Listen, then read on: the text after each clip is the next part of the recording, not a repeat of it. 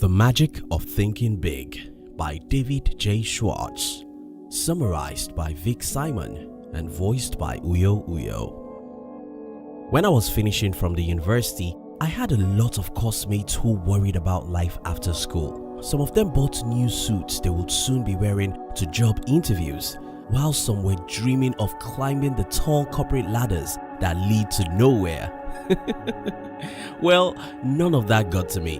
Why? The reason none of that got to me was because I already had the dream of becoming a billionaire, and I knew that climbing the corporate ladder makes no one a billionaire. All I positioned my mind towards then was the fact that I couldn't be stranded. I believed I could always get anything I wanted out of life.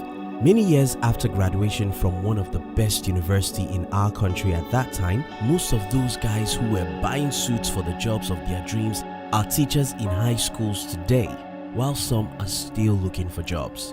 One major reason why these people and many others in our world today are finding it difficult to get ahead in life is small dream and self-doubt.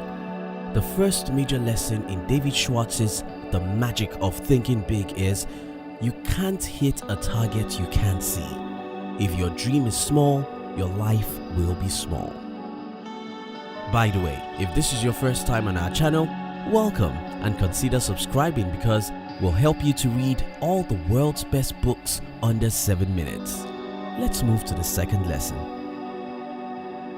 Almost all of us have people in our lives who think they are our friends. The problem with these people is that they only remember to get in touch with us when they need us to get something done for them. Just the other day, my friend was telling me about a particular man who only calls him whenever he needs his help. If you are one of these people who get in touch with your family and friends when you need them, let me tell you this: those family and friends will soon block your contact. Nobody likes to be in a parasitic relationship, and nobody likes to be taken for granted. From today on, I advise you to value the relationship of people in your life. The second major lesson in the magic of thinking big is be genuinely interested in people, for one day you may need them to put you out of a prison. Did I just say prison? Sorry, I mean problem. Almost all the young people I know are negative about our country. They believe everything about the country is bad. The problem with always seeing negativity is that your brain is conditioned to negative things, and so is your mind. There was a young man I met a while back. He met me listening to one of my teachers on YouTube, so he asked me if those things my teacher was talking about are applicable in our country. I said, why not? He then told me that our country is different from theirs, that in their country they help each other and the government helps them.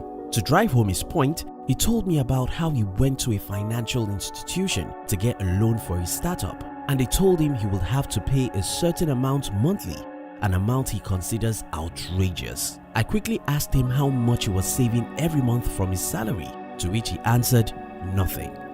I asked him whom he thought helped Bill Gates finance Microsoft. What about Richard Branson, Mark Zuckerberg, or Peter Thiel? He had no clue.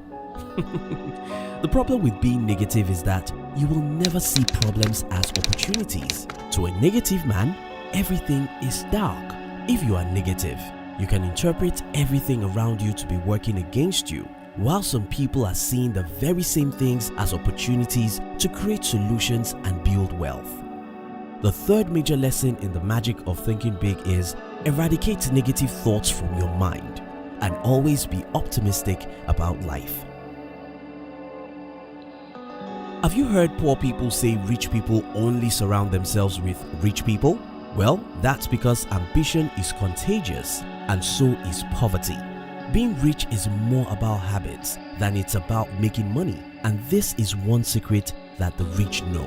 We all have been able to build up our minds in such a way that spending time with people of like minds is the only way we live. Bill Gates and Warren Buffett have been friends for 27 years as at the time of producing this video. How did they meet? It was Bill Gates' parents who invited Warren for a dinner through one of their mutual friends. His mother told him about the dinner, and Bill Gates first declined going with them to the dinner. He told his mother he was busy. At that time, Gates didn't believe in vacations, he only focused on his job at Microsoft.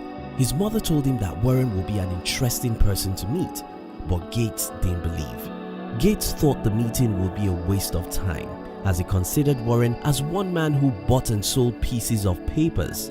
He didn't think they have much in common. As the meeting turned out, Gates was wrong, as he discovered that they have so much in common. They became best of friends ever since. Every rich person I know spends time with people who believe in what they do. You must do the same thing. Stop spending time with chickens if you want to soar like eagles. The fourth major lesson in David Schwartz's The Magic of Thinking Big is spend more time with people who believe in your vision. One of the major problems with our school system today is that there's too much emphasis on memorizing facts. The teachers believe that a child is brilliant if he could recite facts and figures. Each time I passed by a school and I hear children reciting facts that they have been previously taught, I feel sad. The question I ask is, why does a 5-year-old need to memorize all the names of governors in the country when most of these governors would have left before she turned 10, even if they will still be in power? Why does she have to bother her brain for something she could get instantly on Google? I think everyone should use their brains for what neither Google nor calculators can do. The fifth major lesson in David Schwartz's The Magic of Thinking Big is stop using your brain to store facts and figures. Use it for creative thinking.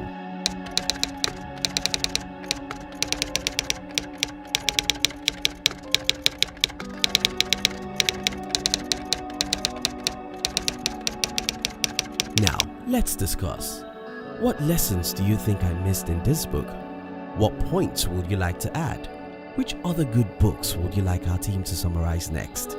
We love to receive your comments. If you love this summary, our team will be very happy if you can like this video and share it with your friends on social media. And if you've not subscribed to our channel, subscribe now and turn on the notification, because we'll help you to read all the best books in the world within 7 minutes. We love you.